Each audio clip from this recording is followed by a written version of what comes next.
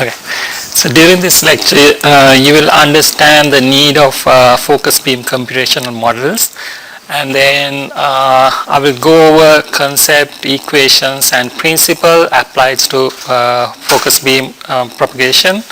And then we are going to talk about wave propagation in scattering media and Huygens Fresnel principle. Once we have all these basic components, I'm going to discuss how we can combine all those things to develop focus beam propagation model in a scattering medium.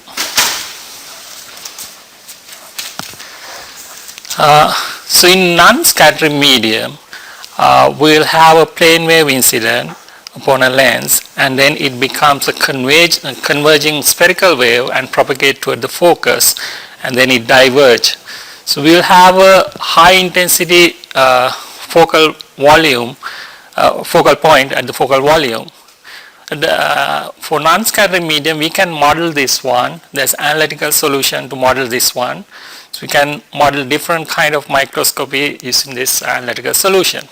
Now the problem is when we do this one in a scattering medium. So we can have different kind of scatterers. Once this focus beam incident upon a scatterer, this focus beam is going to distort.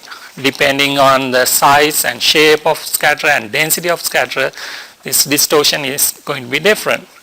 Now our idea is to model this situation so that we can model different scenarios, and we can apply that one to solve different problems. I'll come to that one.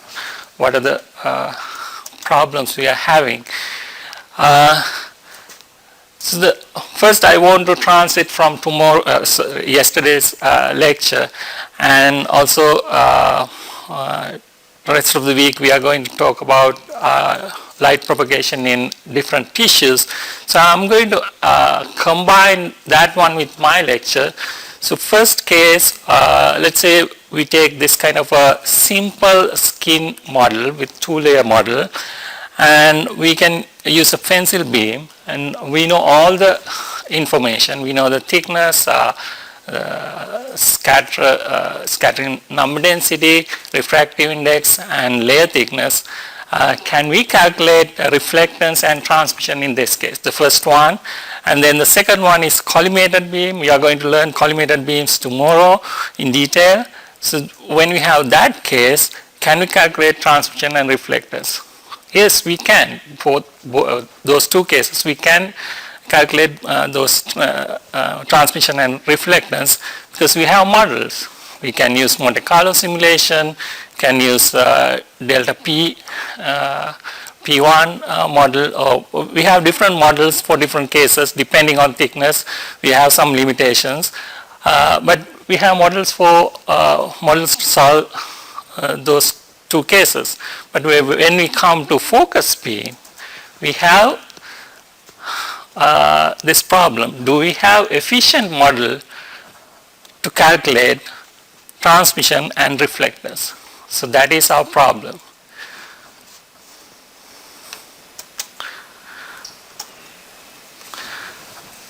So in this image also, once we go beyond certain depth, especially in this area, you can see the image is blur. We don't get enough information from the bottom because of the scattering. So we need to think about mitigate scattering such that we can get more information from the bottom. How do you do that one? So in regular tissue models, when we have that kind of problem, we try to model that one, and then we try to change different parameters and try to find the optimum case so that we can use the information of scattering or absorption to understand that tissue. But in this case, we don't have model to model this thing such that we don't know how to mitigate the scattering. Especially if we know how to illuminate this in a different way or use different detectors such that we can avoid scattering or we can mitigate the scattering, we can better understand these models, these tissue samples. So, I think because of that, we need efficient models for in focus beam propagation. So the first thing is, let's look at existing focus beam propagation models. The Monte Carlo simulation is the basic but powerful focus beam propagation model. Initially, in initial models, we use a focus beam. Photons are launched from the surface of the tissue, and then we propagate to the focus. But in this case, we ignore the wave nature of light because this tissue sample is thin. So the electromagnetic wave is dominating in thin samples, but we ignore wave nature of light at the beginning. But in later models, this wave nature of light is included after electric field Monte Carlo simulation was developed. This wave nature of light was included into Monte Carlo simulation models, but still this provides the mean behavior of the sample, not like the specific distortion. If you take thin sample, the scatter location is specific. They are not randomly distributed. They are randomly distributed, but in Monte Carlo simulation, you consider the particles are random, so that it is not depending on the specific scatter location. So the results provide the mean behavior. It's not the specific, it's not results of a specific tissue structure. And also in Monte Carlo simulation, you need large number of photons. In this case, you need to launch large number of photons from bottom on whole surface. So it takes time.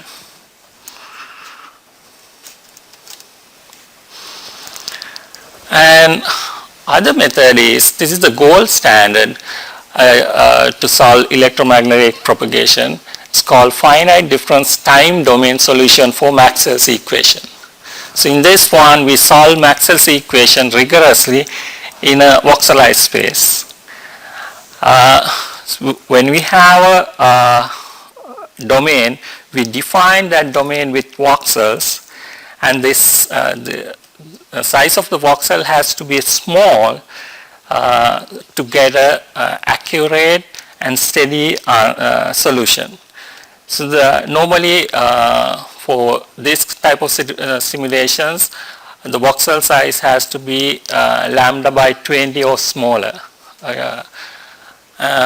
So because of this small voxel size, we need enormous computational resources. If you model 15 by 15 by 50 micron volume, to store that data we need 12 gigabyte, and it takes 500 hours to simulate that one. So it is not practical for some researchers. When they don't have enough computational resources, this is not practical. Another problem is, in this voxelized space, we need to define different object. If we have scatterers, we need to define that object in the voxelized space. You can see if you define a sphere in voxelized space, there are some steps at the edges, so this will provide staircase errors. So there are some issues with FTDD, but this one is the gold standard right now. But because of this enormous computational resource requirement, we have some issues. So our idea is to develop efficient computational model so that we can do simulations quickly and get results quickly, so that we don't need to use this type of models.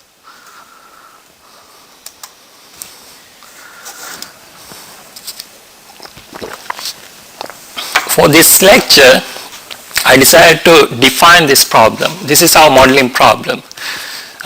We have single scatterer. So the focus beam is propagating toward the focus. We have only single scatterer. That scatterer is a spherical scatterer. So we want to know the distortion in XY plane and XZ plane. And these planes are defined at the nominal focal point. So this is our modeling problem.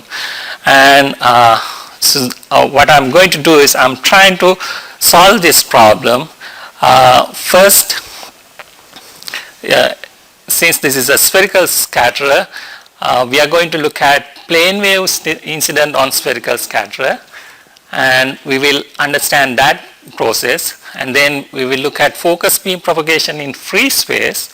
We will look at that analytical solution. Once we have those information, then we are going to combine those information and look at how we can solve our problem. So I'm going to go over electromagnetic wave, Maxwell's equation, plane wave solutions to solution to Maxwell's equations, and properties of plane wave. Okay, light is an electromagnetic wave. So in an electromagnetic wave, we have an electric field and magnetic field. They are perpendicular to each other, and then the propagation direction is perpendicular to electric field and magnetic field. Distance between two peaks is known as the wavelength, so this magnetic wave is propagating and also oscillating at the same time.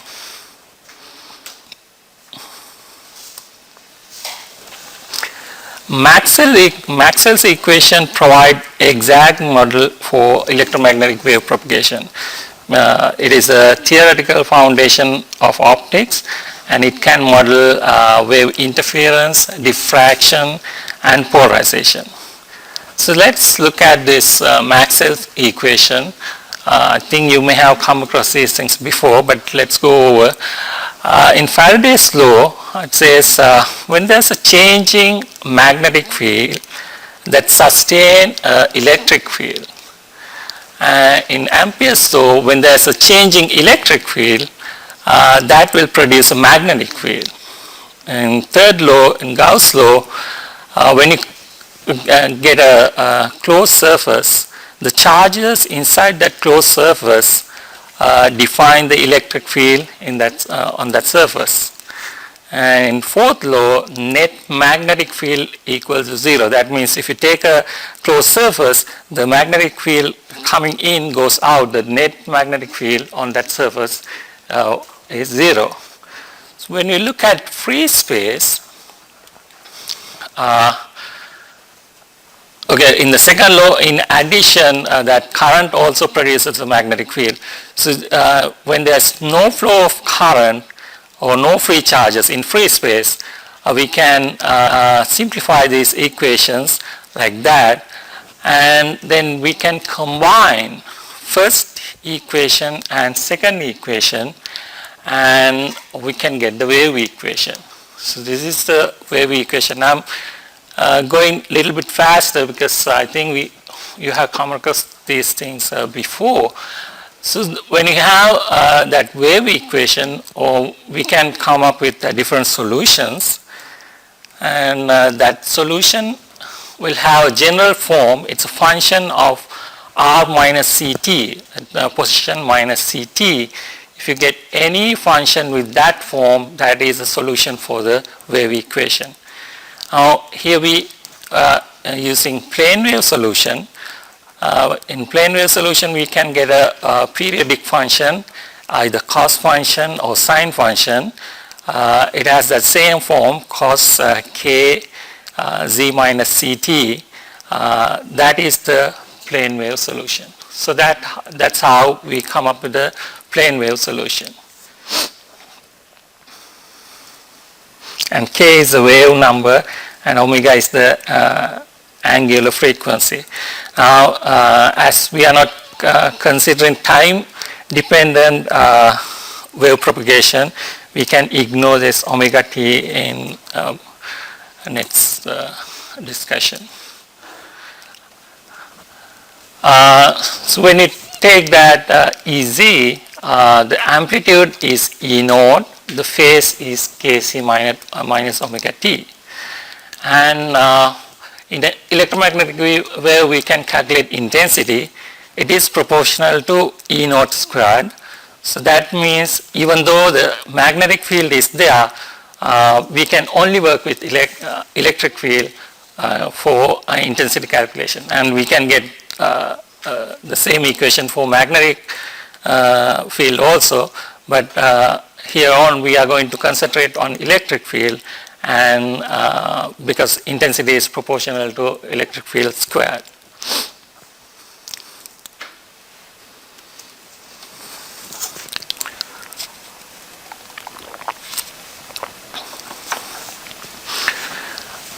So when we have this plane wave, this original function, it only provides the amplitude at a certain point, certain location at certain time. So we need to know the amplitude and phase at the same time. To do that, we represent this equation as a complex vector. In a complex vector, there's a real component and imaginary component. Real component is cosine of this one, this E naught cosine Kz minus omega t, and the real part is sine of that one, E naught sine Kz minus omega t. So once we represent this plane wave function in this form, we can calculate the amplitude, because cos squared plus sine squared equals to 1. When you get the square root of that one, that will be equals to E naught. So that gives the amplitude, and we can divide imaginary part by real part, that gives the tangent, and when you calculate arc tangent, that gives the argument of this function, that is the phase. So we can calculate amplitude and phase when we define this plane wave function in a complex form. And we can write this one in this form, E naught times exponential I phi.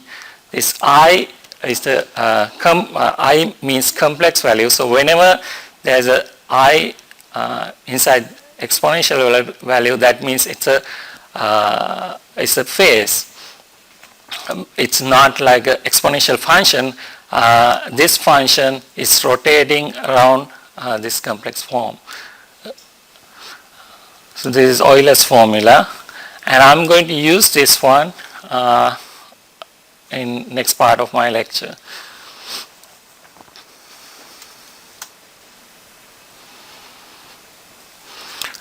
Next thing is the polarization of plane wave. Polarization is described by specifying orientation of the electric field.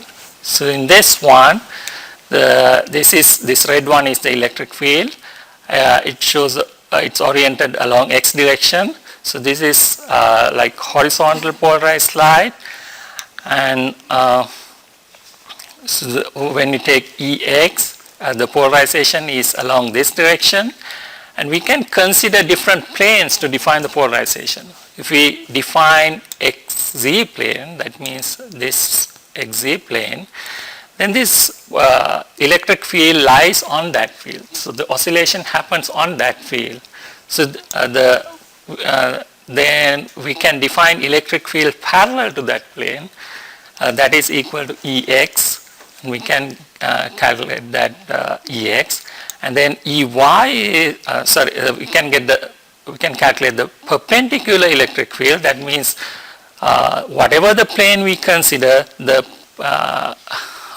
we can get the plane perpendicular to that one. That is our perpendicular plane, and that is equals to Ey. It is equal to 0. And same thing we can consider YZ plane. So this YZ plane, when you consider that plane, the plane, polarization parallel to that field is 0, and polarization perpendicular to that plane is Ex. So these are the basic things about wave and plane wave. And do you have questions up to here? This polarization of plane wave, Maxwell's equations, and these are fundamentals. So I went a little bit fast in this area. Okay. So now, in this case, let's imagine the plane wave incident on us upon a scatterer, and then we will get a scattering field, and we want to consider the scattering field along this W direction, so along this direction, and then we will have electric field parallel and perpendicular to U and V. So we need to find what is the incident component, incident field component on U and V for this polarization calculation. So we have this incident upon the scatterer, but after scattering it is propagated along W direction. We need to find the EU and EV. For that one, we have to use this rotation metric. So this is like projecting polarization into two different axes. Once you do this rotation matrix calculation, we can calculate EU and EV. Those are our parallel and perpendicular fields.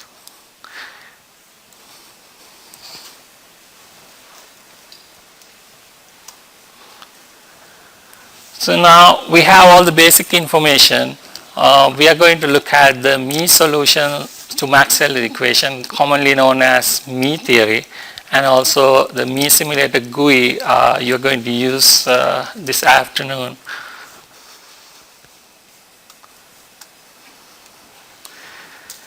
So in this case, the plane wave incident upon a spherical scatterer, and it creates a field, so it creates a scattering field, and this outside field is known as external field, and also there's a field inside the scatterer because of dipole moment that is known as internal field. So this summation of internal field and external field is equals to the incident field. Using that relationship, we can get a solutions, analytic solution to Maxwell equation. It is known as Mie solution, and this incident field is a plane wave. So it is not a focus beam or a spherical wave or any other thing. This is a plane wave incident. So Mie solution is defined for plane wave incident. If we want to use any other type of incident, we have to define that one, we have to modify this Mie solution for that different incident field. So Mie solution describes electromagnetic waves scattering by a sphere, and this solution is a convergent infinite series. So this incident field is defined as infinite spherical harmonics, and external field is defined as a spherical infinite series of spherical harmonics, same as the internal field. And after that, we solve that one and calculate coefficients. Yeah.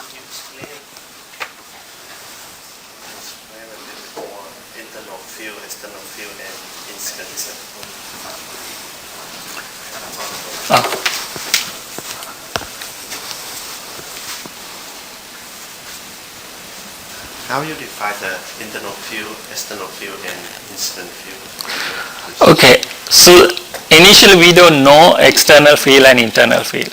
So what we do is we use spherical harmonics and define a field. This external field is a spherical wave. It's going out.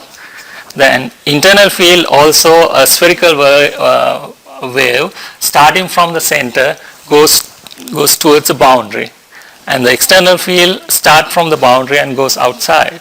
Okay, so we can define those one as spherical harmonics, but we have a lot of unknowns in this whole infinite series. All the coefficients are unknown, but they are coefficient of spherical harmonics. So we can write equations for that one, for spherical wave, outgoing spherical wave for internal field, outgoing spherical wave for external field, and then we can use this relationship and create an equation. Then we can find those unknown coefficients. That's how we solve that. So you can see how they did the S1 in these references, Van de Haal's book and Boren and Hoffman's book.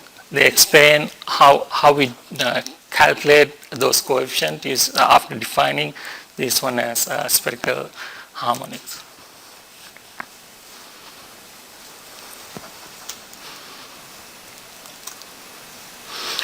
Okay, so Mie solution gives us scattering efficiency. So these are the coefficients we calculate. Normally they are known as AN and VNs. These are in spherical harmonics. So we can get solutions for AN and VN and can substitute into this equation and calculate scattering efficiency. Once we know scattering efficiency, we can multiply that one by cross-section area and calculate the scattering cross-section.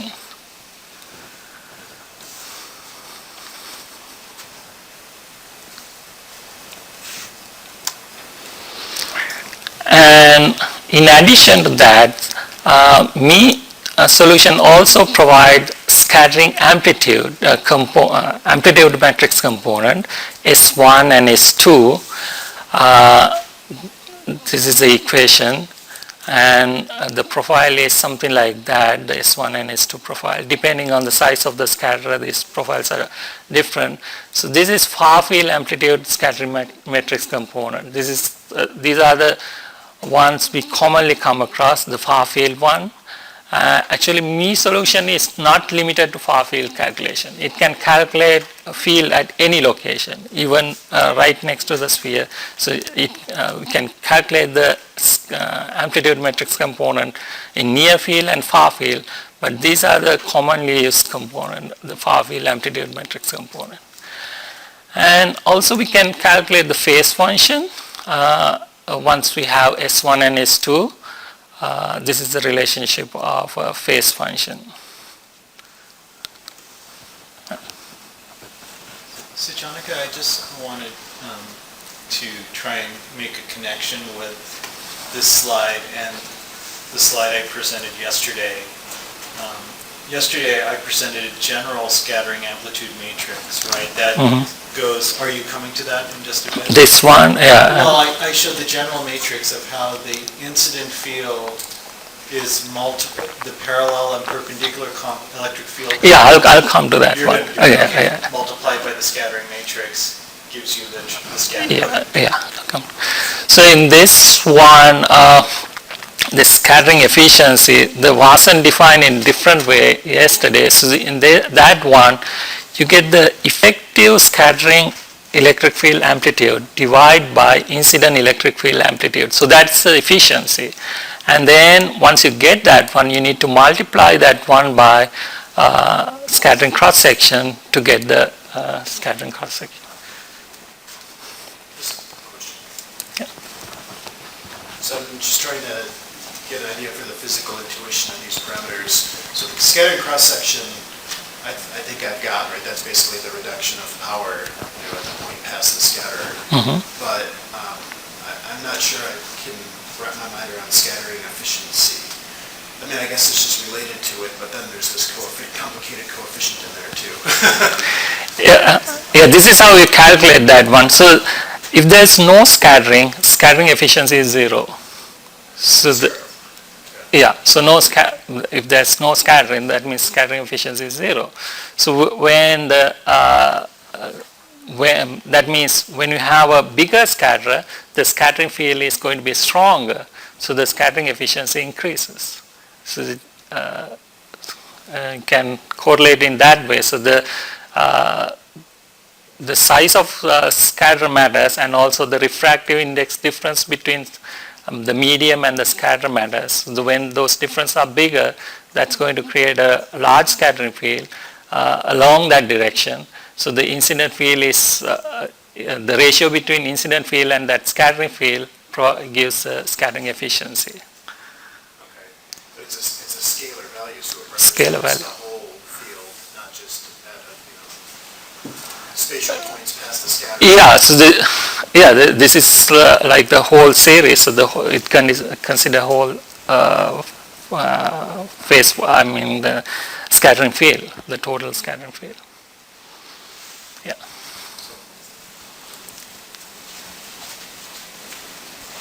Just for clarification, you've got 2 A's here. They're different, are they? Yeah. So this one is the radius. That's the radius. Radius. Of your Particle. Yeah. Okay. Particle radius. And the AN and BN are just coefficients. This AN and BN are coefficient. Okay. And in your definition of the coefficients, what are all those? Okay, these are spherical harmonics. The M is the ratio between the scatterer refractive index versus medium refractive index, and this is so the coefficient of spherical harmonics are different. In this one, not the coefficient, the argument. So in this one, it is mx. This is x in this case, and this is the first derivative of spherical harmonics. The dash means first derivative, and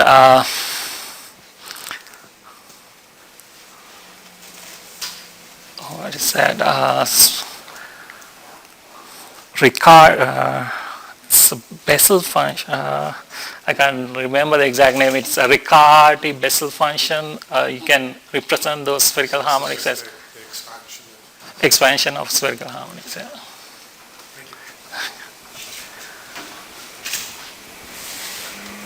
I'll just add that he has in very fine print a reference to a web link called scatport.org.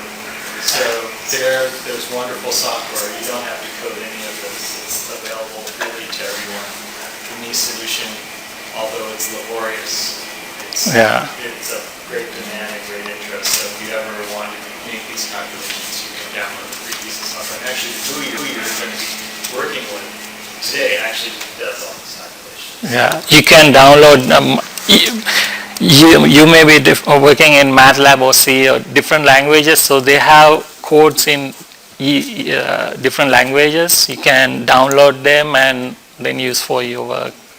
So this is a good reference. This is scatport.org, and also they have the explanation. Especially if you look at these 2 books, that's the best reference.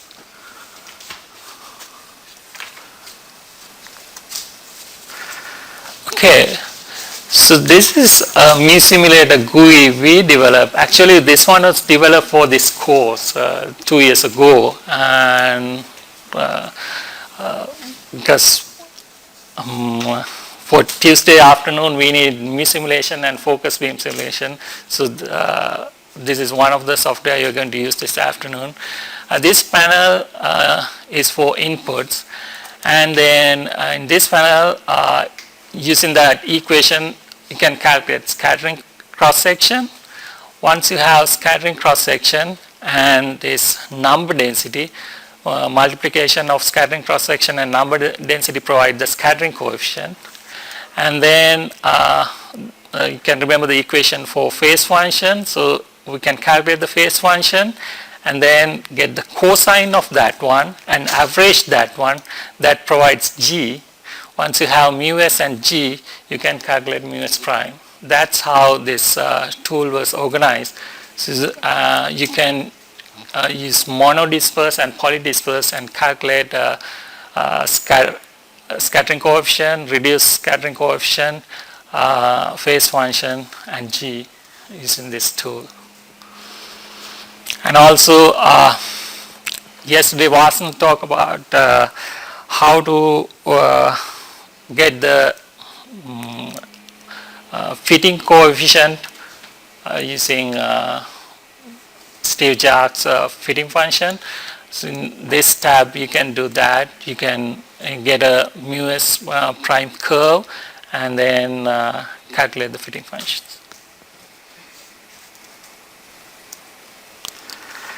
Okay, yeah.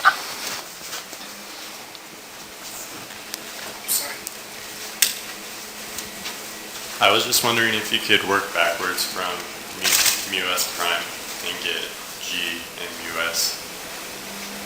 No. No.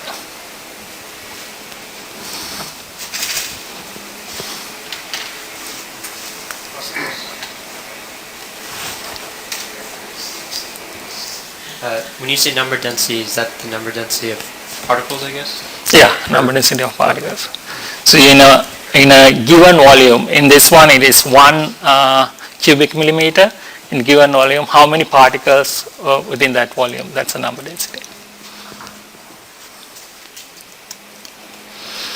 Okay, Rayleigh limit of Mie scattering. So when the diameter of scatter is much smaller than the wavelength, then the scattering coefficient is proportional to the radius, fourth power of radius divided by fourth power of lambda. So this is important in Rayleigh scattering. So if you get the A by lambda and then you can put the fourth power separately, that means this, when you keep that ratio constant, the scattering coefficient is going to be constant. So you can double the particle size. If you double the wavelength, then you get this, you end up with same scattering coefficient, scattering efficiency, and then you have to multiply by scattering cross sections to get the cross section of the scatterer to get the scattering cross section. Then the things will be different because you have a different radius now. So in Rayleigh scattering, the wavelength is much bigger than the particle diameter, so there will be a single dipole, and Mahela explained the dipole radiation. So there will be a single dipole, and this kind of a dipole is known as Hertzian dipole. And let's look at the parallel and polarization in Rayleigh region. So we have this incident, it is polarized in this direction, and the incident is propagating in this direction, and the scatterer is right there, and it will provide this kind of a donut shape of polarization profile. So this radiation pattern, once you consider the 3 dimension of this radiation profile, it's going to be this kind of a donut. And when we want to look at the parallel polarization, that means the polarization parallel to the incident plane. So this is the polarization, the plane parallel to that one is YZ plane. So you can cut that one, then you get this kind of 2 lobes, and that's what we have seen for parallel polarization.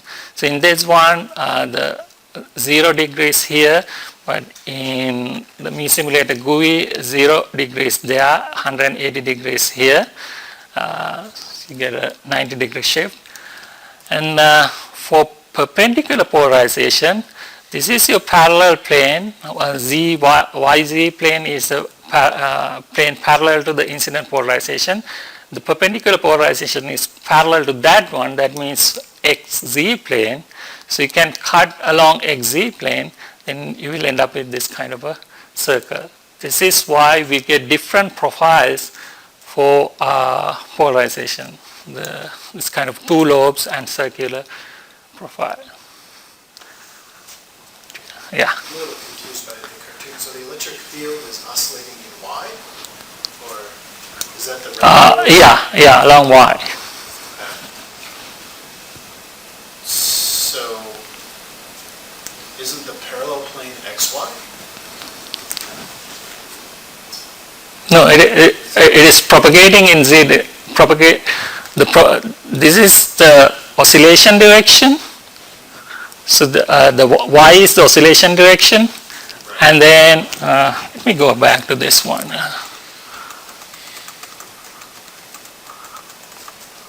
Okay, so in this one, this is the oscillation direction. So X direction is the oscillation direction, but it is propagating toward the Z direction. So it's propagating in this direction. So same thing happens here.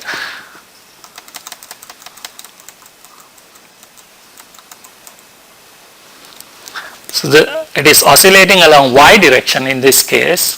So the sinusoidal is in this way, and it is propagating along Z direction. So it's oscillating in this direction. This is the sinusoidal, and it generates that kind of a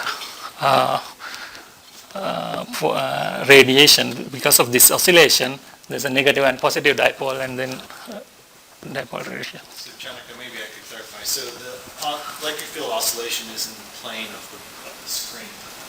Plane of The this. screen is defined by the YZ plane. Okay, so for parallel polarization, so he's cutting that donut, so to speak, a slice of the YZ plane centered at the origin. Okay, so that's why you get the lobe structure. For the perpendicular, what he's denoted actually is we've actually kept the oscillation plane, but the perpendicular component is really the XZ plane. So, and that's what he's done the cross-section of, and that's why you have the circular pattern.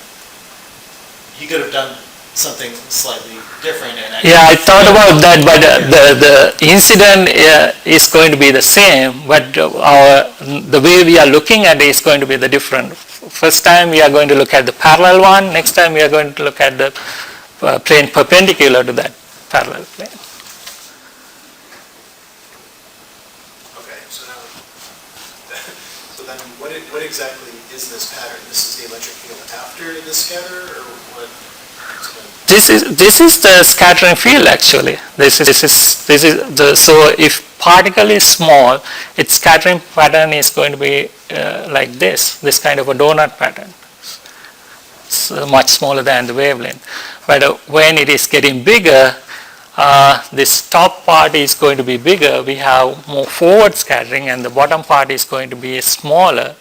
So this part is going to be smaller, this is going to be bigger, because instead of single dipole, we have multiple dipoles within that particle, and that create constructive and destructive interference. So,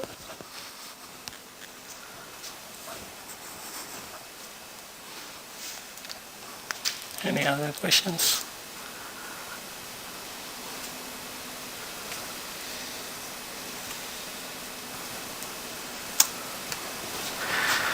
Okay, so now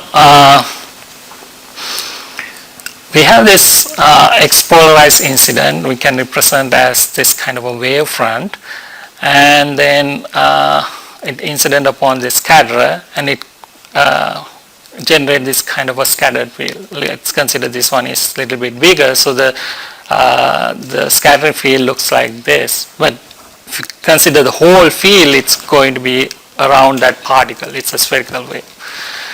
So we want to find the electric field at location A. I define A here. So we want to find the scattering field at this location A. And our incident field is polarized along X direction.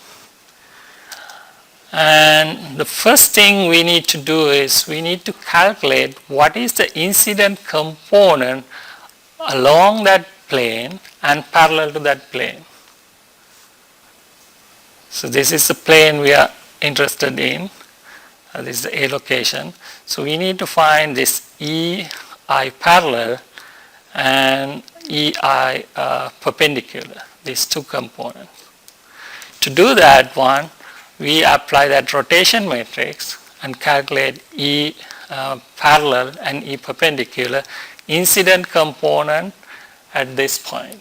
So this is the incident component. So because of this incident component on this particle, that generates a scattering field. So consider this phi is 90 degrees. This angle is 90 degrees. Then cos 90 is 0, and there will be no parallel component. We have only perpendicular component. Because this is 0, there's no contribution from that one because of this is 0. So first thing is we need to find what is the incident contribution along that plane. And then the scattered field from this particle is given by this equation. So in this equation, this is a spherical wave.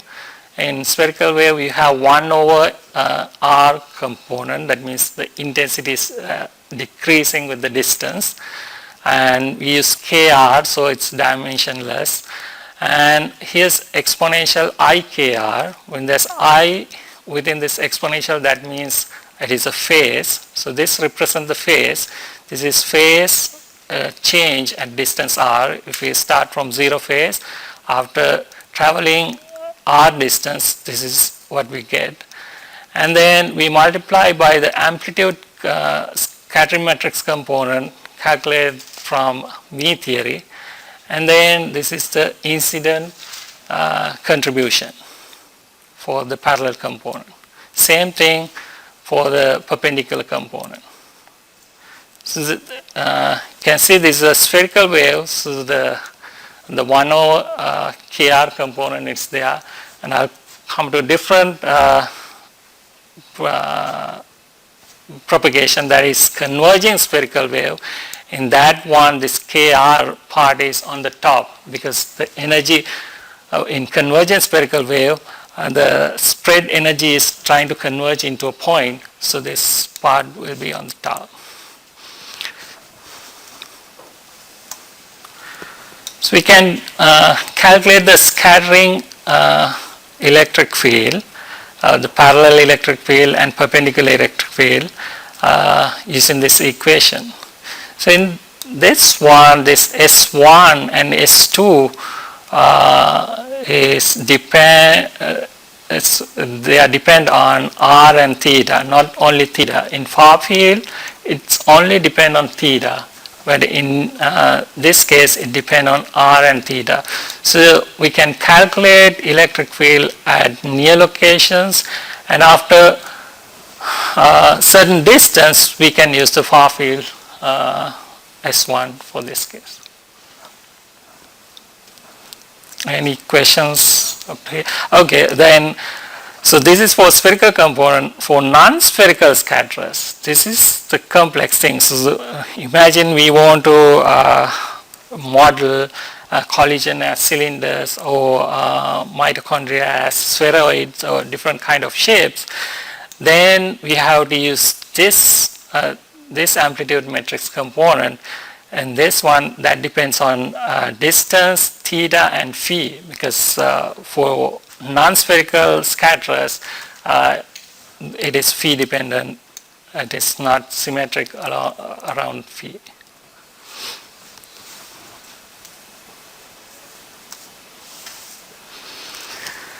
Now when we consider electric field at this location A, we calculated scattering field, then the incident field is going to propagate toward this location because nothing is going to stop that one.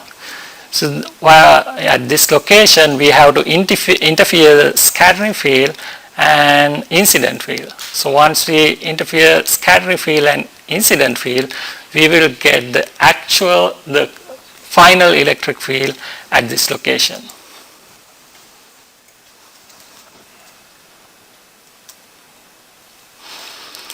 Now, the problem is these are vectors. So we have this E inc here, the incident electric field, and these three components.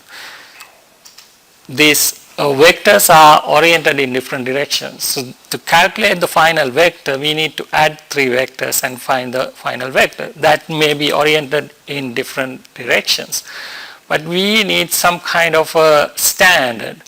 For that, we are going to calculate the electric field in along x-axis, y-axis, and z-axis. To do that one, we do the vector decomposition. So we define this incident electric field along I means x direction, j means y direction, k means z direction, along different directions. And we can do the same thing for parallel component and perpendicular component. So we will have different component along x, y, and z direction. Once we have all these components along that direction, we can add all these components and calculate the Ex electric field, and then Ey and Ez.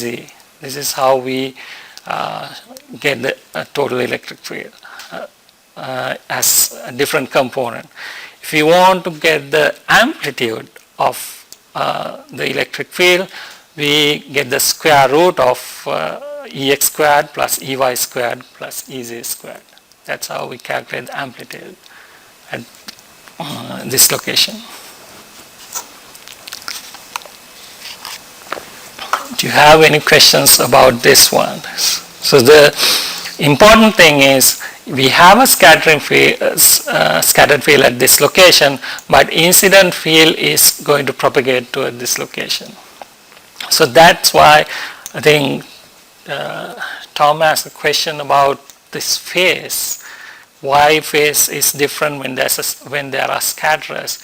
So this is the reason. So you have this incident field, but because of this scattered field, it will create a different electric field. Interference of those two fields change the phase.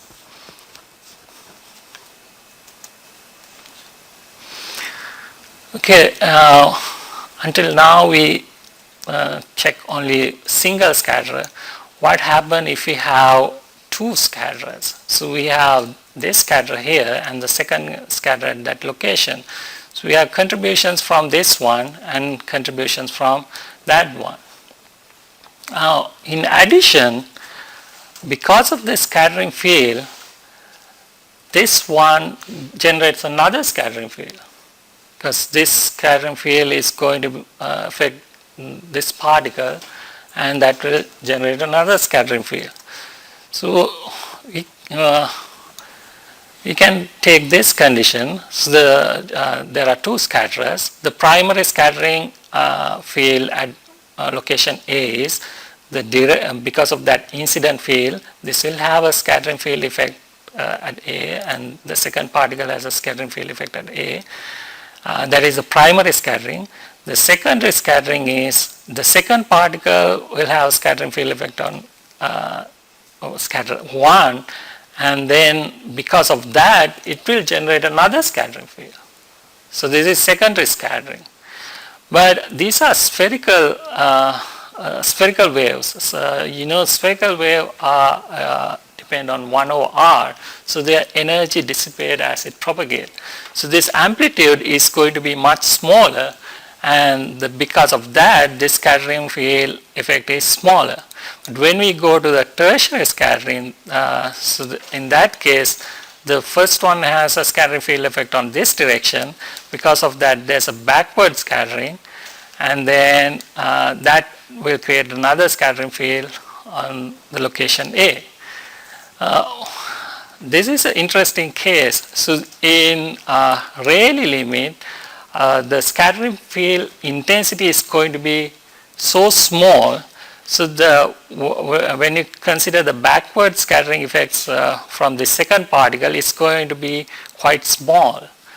And if you consider bigger particle, then because of this field, the scattering field is going to be forward scattering. So there is a small scattering effect on backward direction. So the backward effect is going to be small, so this effect is going to be quite small. So we can neglect this tertiary scattering. We can consider primary and secondary scattering for this kind of a multi-scatter case. And according to superposition theorem, the electric field at location A is equal to the incident scattering field plus scattering field of each scatterer. Yeah.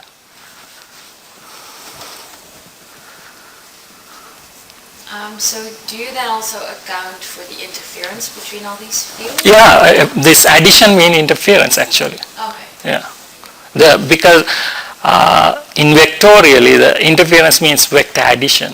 So we do vector addition, but addition really means interference.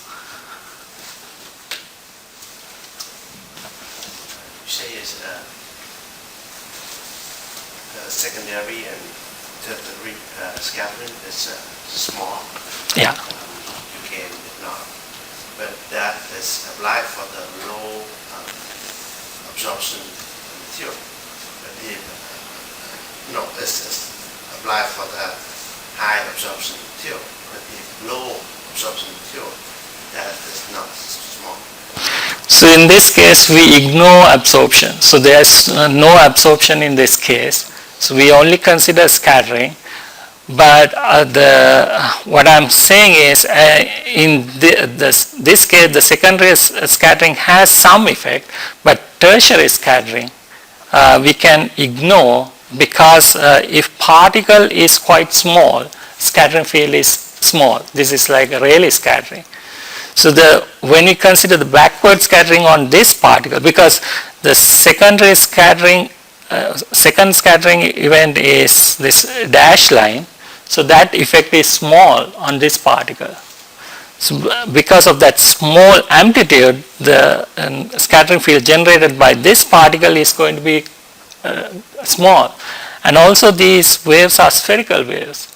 So as you travel, its intensity decreases because it has 1 over R effect. You say It's a spherical wave means, so you can take a sphere and you can calculate the energy in that whole sphere, and you can define another sphere with different radius and you can calculate the energy in that sphere. Both energies are supposed to be same. So that means when you go further, the intensity is going to be reduced because it has to spread in whole sphere. So that's 1 over R effect. So always it travels, the intensity at this location is going to be reduced when it reaches the center of other particle.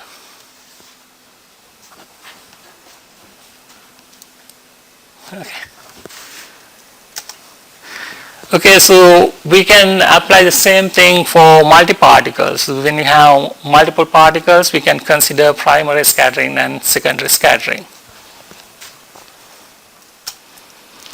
Okay, so up to now, we look at this case. So we check the plane wave incident on spherical scatterer, and now we are going to look at the focus beam propagation in free space.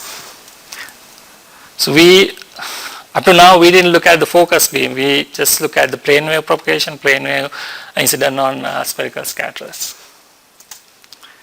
So now we're going to look at focus beam propagation in free space.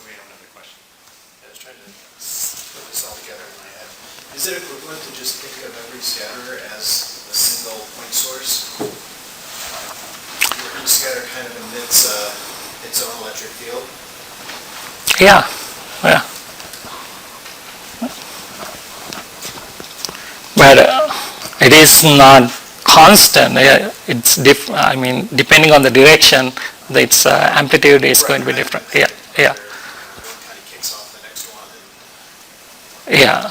But there's each scatterer isn't emitting isotropically, obviously. It's not, yes. If it is a small particle, you can consider it's isotropic because it's in Rayleigh region. But if it is bigger, then it's highly forward scattering. So actually, can you go back with we have that 3D picture of the donut? donut. Okay. a single.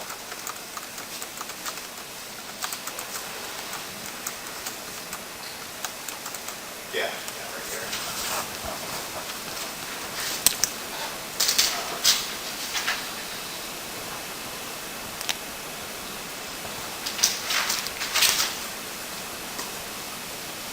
I'm not sure I have the question, but I'm just trying to visualize, the dipholes oscillating inside that scatter and what that resulting electric field would look like. And it makes sense. I'm thinking from electrical engineering, it looks like an antenna. It looks like a Yagi antenna. It's just going forward and back. Yeah. So now this case we have only one polarized direction, but if you consider other polarization, this is going to create a sphere, because imagine this kind of a donut and rotate into different directions, and you combine all those donuts, so it will create a sphere. For unpolarized light, it's going to be a sphere. Yeah.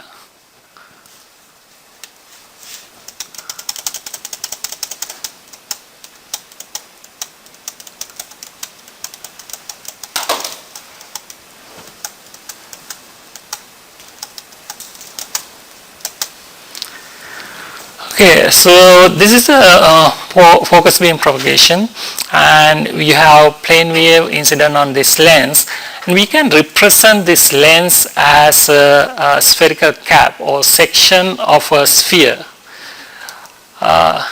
because what this lens does is it generates a spherical wave, a convergent spherical wave, and it propagates toward the focus. So we can replace it with this kind of a spherical cap. So this spherical cap generates the electric field, and then it propagates toward the focus. So this is a geometrical representation of a lens. And this is the analytical solution. Let's look at this one in detail. So this first part is KF. This is a convergent spherical wave. So for a spherical wave, this KR, or the K and other distance parameter is the denominator. In this one, it's a numerator. And so the energy is spread in this area, and it's going to be concentrated at this focal point. So you have this factor. And then exponential and IKF, I means this represents the phase. KF is the distance from here to the focal point.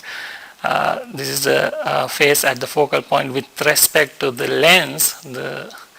And then when you consider this whole thing, this integration, this E and theta phi is the electric field on this spherical cap.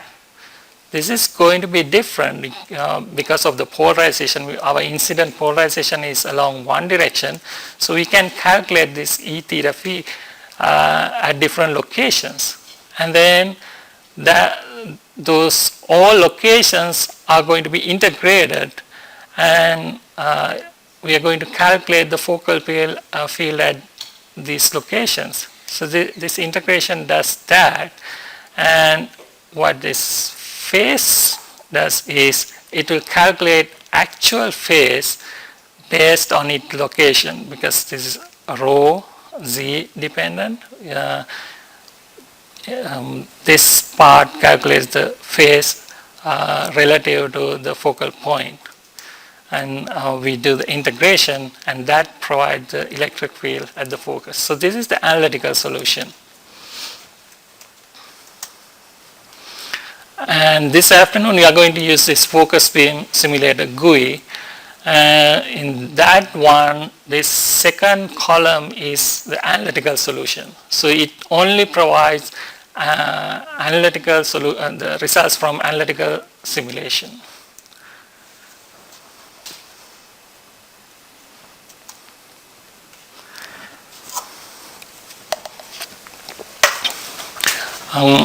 Numerical aperture is the cone angle of the lens. When we have low numerical aperture, we have low resolution because the cone angle is small, and the area radius is going to be going to depend on 1 over Na.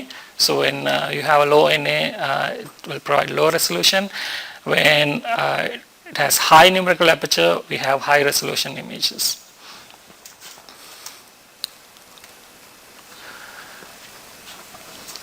Mahela also talk about this one, the Huygens Fresnel principle. In Huygens Fresnel principle, when we consider any wave, we can consider any point on that wave front and represent that one as a spherical wave. So any location we can generate a spherical wave. And then that spherical wave can be decomposed into small components. We call these small components as wavelets. It's a small section of a wave. So these are Huygens Fresnel wavelets. Well, when they propagate they are going to propagate in different directions, and when all these wavelets add in another wavefront, it's going to give the amplitude and phase at that wavefront.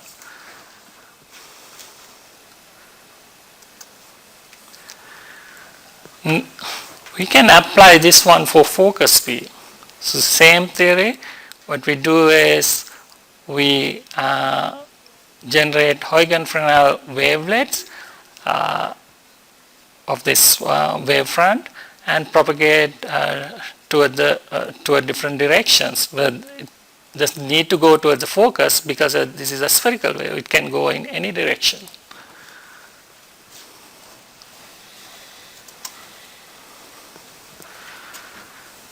See, in a non-scattering medium, this is what is happening. I think you have seen this one before.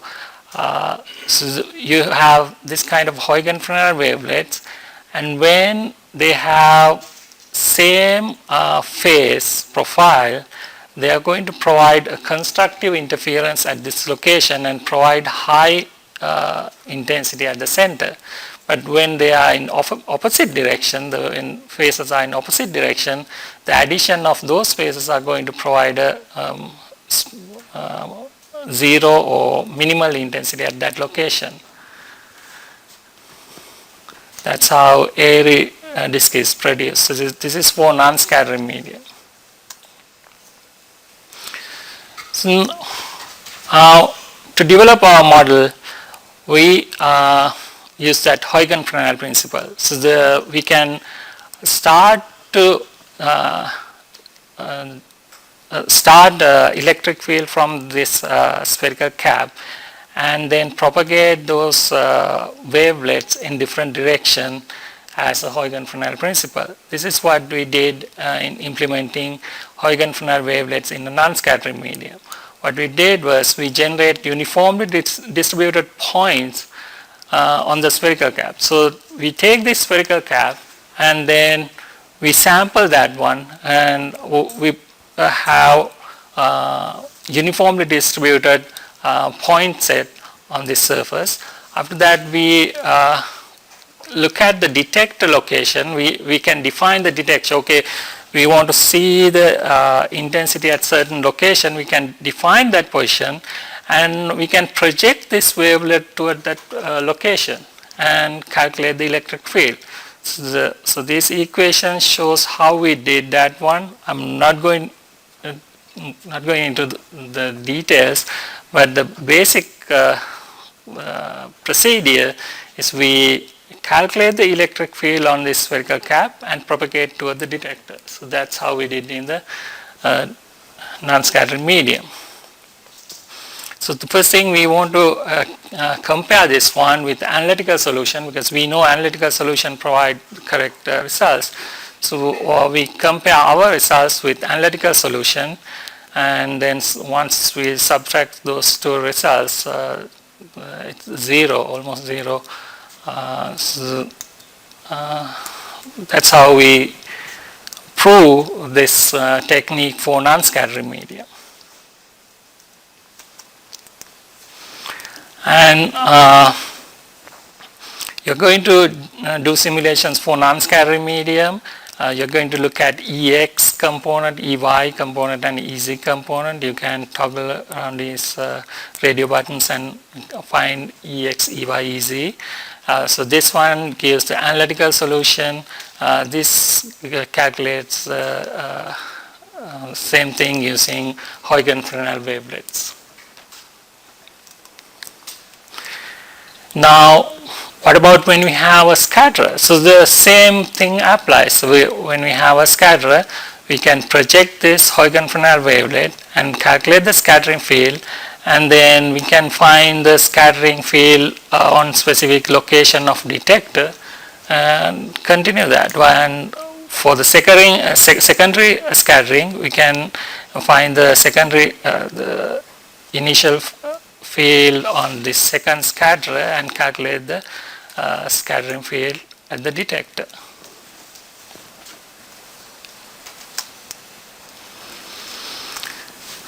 So when we implement this one in a scattering medium, so same thing. First we sample this one and calculate the incident field, and then we project each wavelength toward the scatterer, and then we find what is the scattering field going to be on this detector. We calculate that one.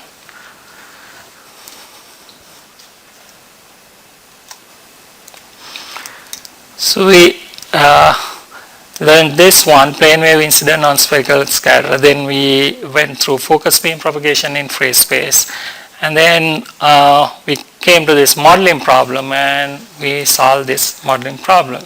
Let's look at some other examples. So in this one, the scatterer is at this location. It's on z-axis. This is offset to the z-axis, but close to the detector or focal plane.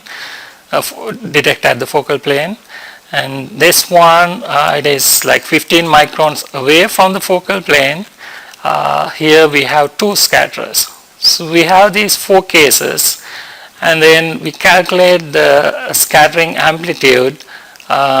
This is EX, EX, using this technique, Huygens-Fresnel wavelets, and we compare that one with FTTD. We collaborate with UT Austin to get this UT Austin to get these results, and they to generate these results, to run this program for like 230 process hours. So we can get these results in like 2-3 minutes. You can see this afternoon how soon you can get these results. So we compare these results, and you can see they are identical.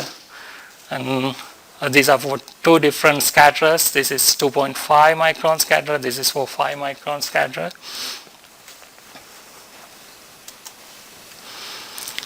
And also we can generate this kind of 3D patterns. Once we get different slides, we can generate this one. This is for non-scattering medium. This one is a medium with a scatterer.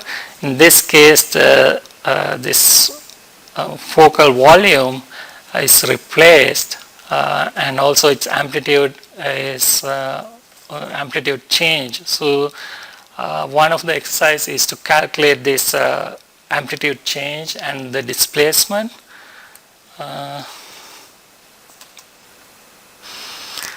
So the pros of this method is it's 2 to 3 orders of magnitude faster than FTTD. We don't need high performance computer system. To run FTTD, you need high performance computer systems. Otherwise you have to wait long time to get the results. And we don't need to run through whole volume. Well, we can specify the detector and calculate the electric field at that specific detector.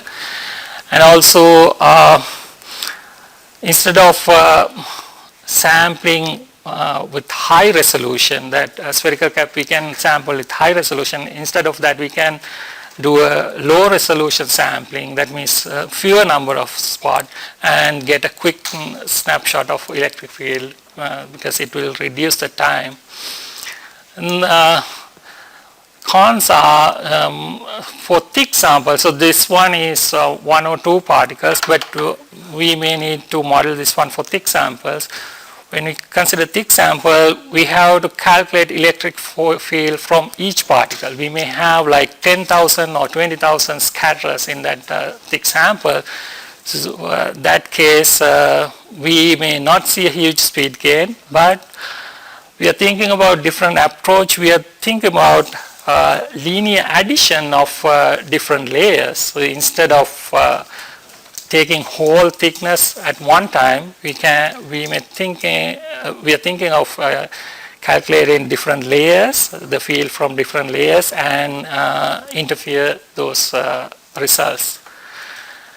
And other thing is for spherical particles, it is okay because we have S1 and S2 two components, and far field we have we can use far field simulation, far field amplitude matrix data.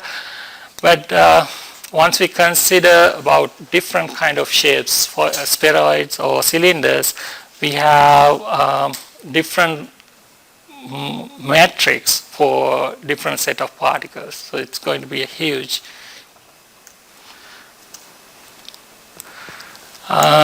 So this will provide Huygens-Fresnel approach. You can calculate incident, that is incident without scattered field. Then you can see the scattered field, and this is this interference of incident and scattered field.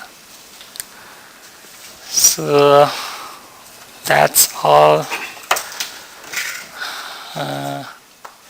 Yeah, I think that's the last one. Yeah.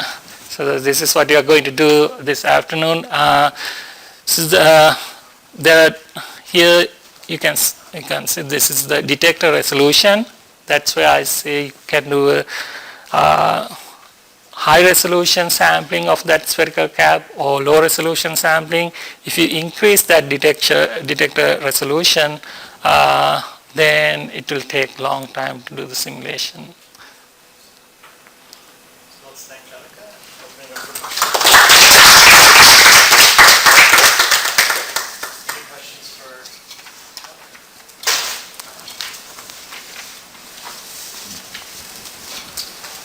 So if you're propagating from a lens towards your object that you're trying to look at the focal plane, it would strike me that near the lens you have a very large area, essentially with a lot of scatterers in it. Mm-hmm. They're a long distance from the object that you're trying to image. Whereas when you're very close to that image, your beam is very tightly focused. And you may only have 1 or 2 scatterers, but they must have a huge effect on the light that gets to your object. How do you use your approach? Can you use some sort of hybrid approach? Because I guess if you have hundreds of scatterers immediately after your lens and you have to track the electric field contributions forwards, that could be quite time consuming, whereas if you only have 1 or 2 scatterers, you know where you're going. So this method depends on number of scatterers. So your question was how do you do that one for a small number of scatterers versus large number of scatterers, or the scatterers beyond the focal region? Well, I was just thinking that as you get closer to the focal point, you interact with less scatterers. So your approach is to look at all the scatterers and the entire focal and the entire volume as the beam propagates towards any location. We can define our detector at any location. It could be at the focal plane, it could be outside, it could be at any location. So the scatter location, what we do is we calculate the scattered field from that scatterer to that detector. So detector can be at any location, our interested location. So maybe I can clarify the question. So I think implicit in your question is whether given that the particles in the immediate proximity of the focal volume are likely to have the highest impact on perhaps distorting or modifying that focal field, do you have to even worry about, or can you get away with a less rigorous process to calculate the impact of these multitude of particles far away from the focal field? How important are they? Yeah, that's Is that basically the question, sir? Yeah, so I think you can do that simulation today, this afternoon. So you can put the particle at different locations. So you can, first thing is, you can see what happened when I put particle very close to the focus. So what is my distorted field? And then you can bring that one down slowly and you can see how that scattering field is going to change. So then at certain point there will be no effect on the focal volume of where the detector is. So, John, in your Joseph paper you actually showed some results that look at, compare the focal field in the presence of a particle and without the presence of that particle, and calculated either the amplitude or phase correlation. And when the correlation is high, that means it's minimally distorting that focal field. And then he plotted that scalar value of that correlation going from 0 to 1, and then did that for all possible locations of the particle. I don't know if you have those plots on your computer, but it shows you precisely what your intuition is indicating, that as you go further and further away, the impact of a single particle on distorting the amplitude and phase becomes less and less. But the spatial pattern of that is very interesting. And actually, Jonica is bringing that result up right now from a paper of ours from last year. So I think it's like figure 10 or 11. So Jonica, you want to explain this? So I think the left-hand side is amplitude correlation coefficient as a function of location in X and Z. So here, we're not visualizing an electric field or a phase pattern. We're looking at a map of a correlation coefficient where green is close to 1, meaning that you're getting minimal amplitude distortion, and the darker colors means that you get larger amplitude distortions. And the spatial map is where the particle was placed in that volume. So this green means it's close to 1. So when particle is at this location, there will be no effect on the focal plane. It's minimal effect on the focal plane. But when it is close to this, close to 2-3 micron, this is 2.5 micron particle, it has a maximum amplitude correlation coefficient. This is for the amplitude, and this one is for 5 micron particle. When particle is bigger, you have to go more deeper, because at 30 micron also you have some kind of effect on the focal plane. For a small particle, 1 micron particle, beyond certain microns you don't see any effect. This is the phase. So the phase effect is different than amplitude, because if you have a simple change of phase, this one capture that one, because when you calculate the correlation coefficient, so for 1 micron particle around 10 micron or beyond, you don't see any effect. But if it is 5 micron, even at 40 micron, you have certain correlation. So you can decide how far you have to go for those kind of particles using this tool. So this is certainly relevant actually to the work that Jonica and I are continuing to do, is that Jonica is a little too modest, but he's actually developed these codes to do this very problem where you have 10,000 scatterers occupying a volume of, say, 50 microns by 50 microns by 50 microns.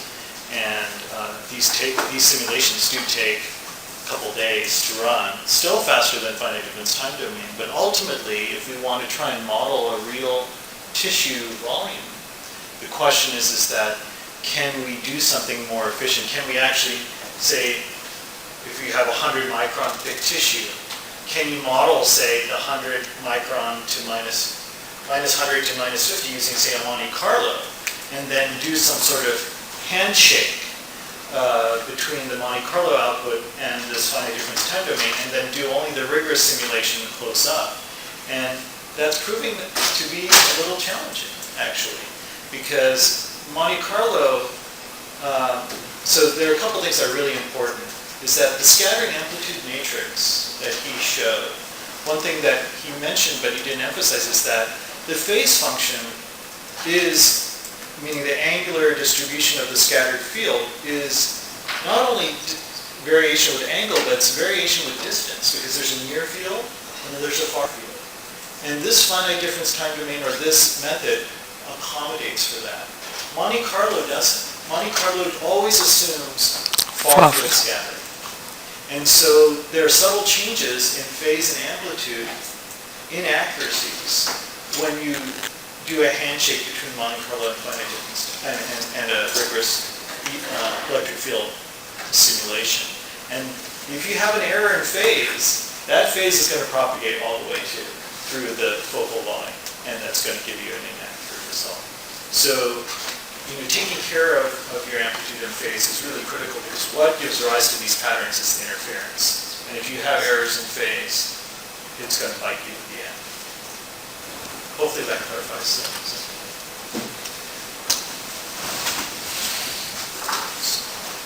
So tying back to my question from the earlier lecture, and this is a very general question, but is phase conserved? I mean, after that scattering with that spherical particle, it retains that phase, that instant wave? Is that no, the incident wave phase is going to be preserved, but the scattering field is going to interfere with that one. That interference is going to change the phase. What do you mean by phase is conserved? I didn't quite understand that. Yeah, well, we're talking about lots of phase. And when I'm talking about phase, I'm talking about the temporal coherence of the incident wave, right? Can I send in light, and in laser spectral imaging, right, something moves, I can detect that interference because it's changing the intensity of what I see in my detector. Which implies that when it's scattered, it's not randomizing the phase, that there is a phase correlation. So the phase isn't being randomized, but the phase is being shifted by the scattering of the particle, because the particle has a refractive index mismatch. So for a unit length propagation of that particle, you're going to accumulate more or less phase. And then if you interfere that scattered wave with the incident wave, now they used to be in sync, but now they're shifted. And when they're shifted relative to each other, that's going to give rise to your interference. So these are modeling all coherent phenomena, right? You're modeling the interference and the diffraction. So the phase is conserved, but once the phase is shifted, it gives rise to the diffraction and interference patterns that Jonica is showing. Does that? Yeah, no, because in my, prior to this, my naive understanding of scattering is a refractive index mismatch, and you get a reflection component and a refraction component. And when in the macro view, we have reflection, we have a 180-degree phase shift in that other direction. Is something similar here in terms of a directional dependence in the emission?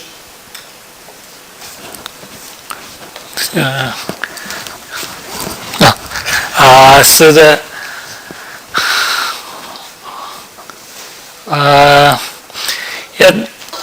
I think I talk about that on the in Mie scattering. So the incident plane wave incident upon this scatterer, and then you will have a directional dependent scattering field from that particle. So it is different in the direction. The wavelength of light was much smaller than the particle, right?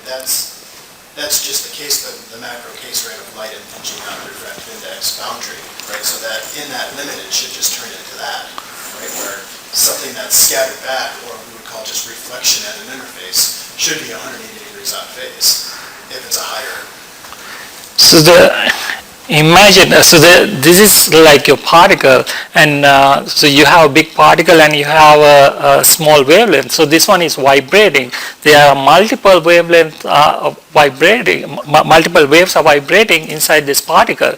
So because of that vibration, there are dipoles inside this particle and generate the interference. So this, once you have different dipole radiation, you have to add all those dipole radiations. So for bigger particles, it's always going to be forward direction. So the backward is going to be minimal because of that. The interference with that incident wave And scattered, right? because of that, the dipole radiation. Once you calculate that one, it's not exactly like that donut shape. It's going to be more like a big top and a small bottom because of that interference. You can.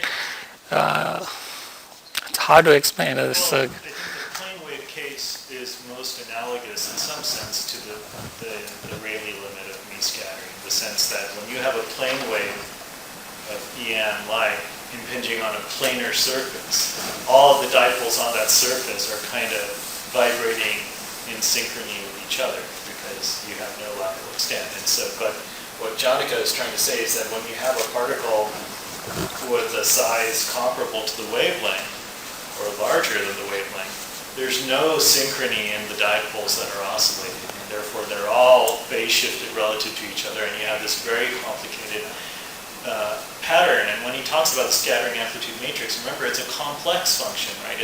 You have intensities that are varying with angle, and you have phases that are varying with angle. So that's why I think that's another way of saying it. So it's not simple.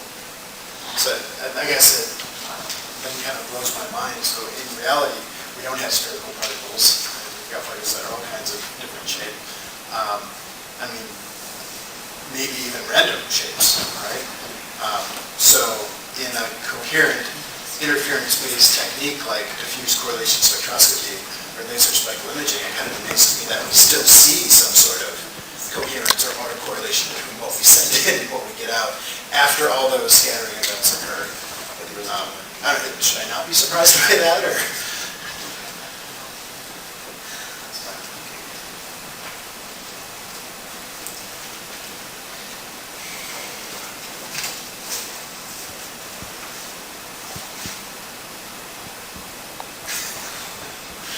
I think there are several coherencies you're looking at. So there's the internal coherence of there's the coherence of the light field, which is the interaction between the waves, which occurs on a wavelength. But when you're doing your coherent technique, you're modulating the field with a much slower I'm not talking about intensity modulation. I'm talking about like in speckling. I mean, you're interfering the light field against each other, right? It's the electric field. I'm not talking about photon density waves, which is a different case altogether. Tom, I think there are a couple issues here, and that's why I didn't immediately respond at all initially. So first, when you do something like diffuse correlation spectroscopy or you do spectrum imaging, the light sources you're using are quite special, right? They have very long, meter coherence length. Okay, so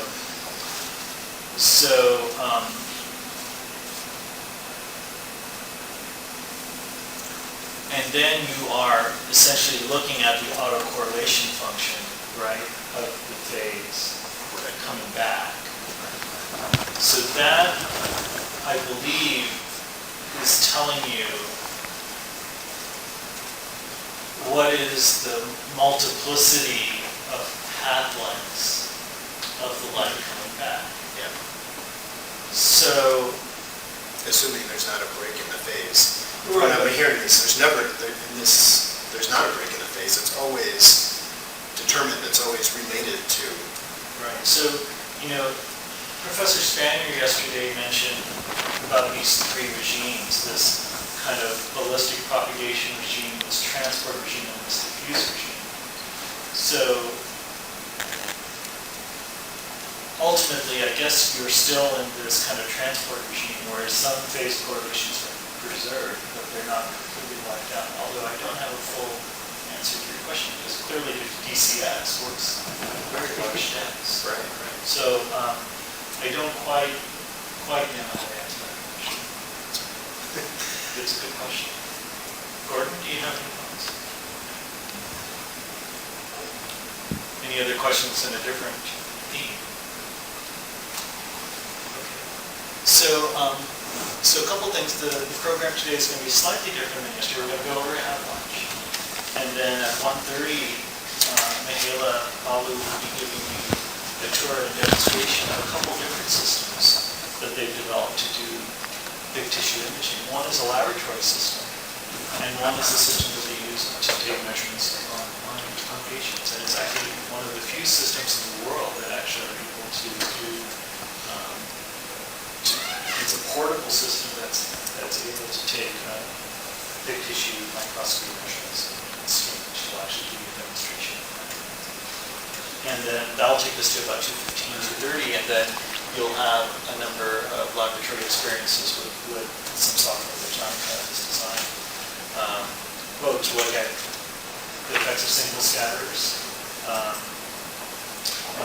Mie scattering and the Rayleigh scattering characteristics, distributions of scatters, polydispersed scatters, and then also looking at dispersions of the Maxwell population. So you can see classic plane wave solutions